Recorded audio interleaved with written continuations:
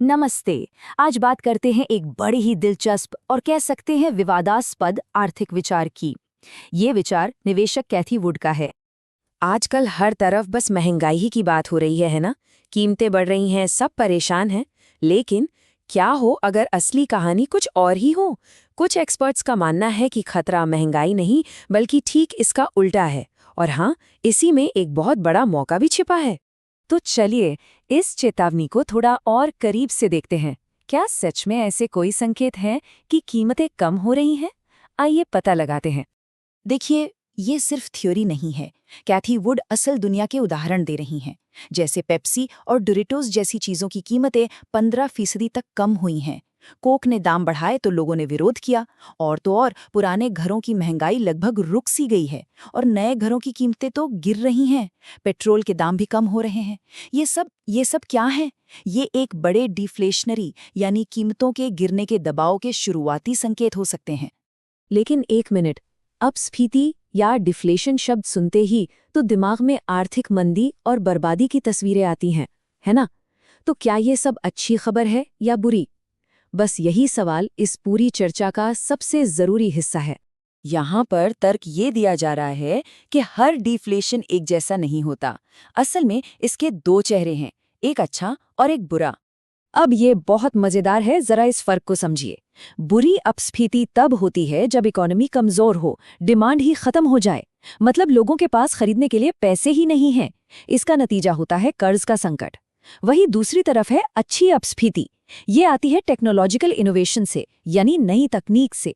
जब तकनीक चीजों को बेहतर और सस्ता बना देती है तो हमारी खरीदने की शक्ति बढ़ जाती है और इसका नतीजा प्रोडक्टिविटी में जबरदस्त उछाल। तो सवाल ये उठता है कि वो कौन सी ताकत है, वो कौन सी टेक्नोलॉजी है जो पूरी की पूरी अर्थव्यवस्था में ये अच्छी वाली डिफ्लेशन ला सकती है। जवाब है आर्टिफिशियल इंटेलिजेंस। कैथी वुड का मानना है कि एआई का जो बूम हम देख रहे हैं वो एक बहुत बड़ी डिफ्लेशनरी ताकत है। और जब हम इसके पीछे के आंकड़ों को देखेंगे तो वो सच में हैरान करने वाले हैं।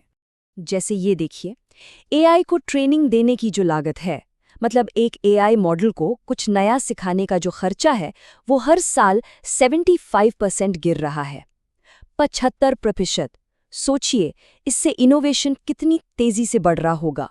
और कहानी यहीं खत्म नहीं होती। एआई से कोई जवाब या काम कराने की लागत, जिसे इन्फ्रेंस कॉस्ट कहते हैं, वो तो और भी तेजी से, मतलब सालाना 85% तक गिर रही है। इसका सीधा सा मतलब है कि एआई पर चलने वाली सर्विसेज बहुत तेजी से सस्ती होती जाएंगी। तो ठीक है, एआई सस्ता हो रहा है, इनोवेशन तेज हो रहा है, लेकिन इसका हमारी अर्थव्यवस्था पर क्या असर होगा? चलिए अब इस पूरी तस्वीर को जोड़कर देखते हैं। तो ये पूरा प्रोसेस कुछ ऐसा है। सबसे पहले इनोवेशन लागत को कम करता है। इससे प्रोडक्टिविटी यानी काम करने की क्षमता जबरदस्त तरीके से बढ़ जाती है। और जब ऐसा होता है तो एक नए आर्थिक उछाल की शुरुआत होती है। मतलब ये डिफ्लेशनरी प्रेशर कमजोरी की निशानी नहीं, बल्कि एक आने वाले बड़े बूम का आधार है। जैसा कि यहाँ कहा गया है, हम पूरी तरह से एक अलग माहौल में हैं। हम बुलबुले के दूसरी तरफ हैं। इसका मतलब क्या है? याद कीजिए 2000 का .com बबल। तब भी बड़े बड़े आइडिया थे, लेकिन टेक्नोलॉजी उतनी तैयार नहीं थी। आज ऐसा नहीं है। आज एआई और दूसरे प्लेटफॉर्म्स वाकई में बड़े पैमाने पर बदलाव लाने के लिए पूरी तरह से तैयार हैं। लेकिन इस कहानी में एक बहुत बड़ा लेकिन है। ये जो अच्छा नतीजा हम देख रहे हैं, इसकी कोई गारंटी नहीं है।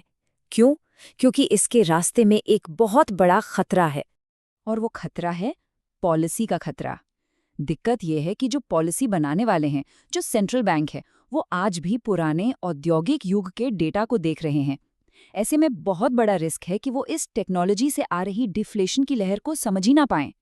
और अगर उन्होंने इसे महंगाई समझकर ब्याज दरें बहुत ज्यादा बढ़ा दी, तो वो इस पूरे बूम को शुरू होने से पहले ही खत्म कर सकते हैं।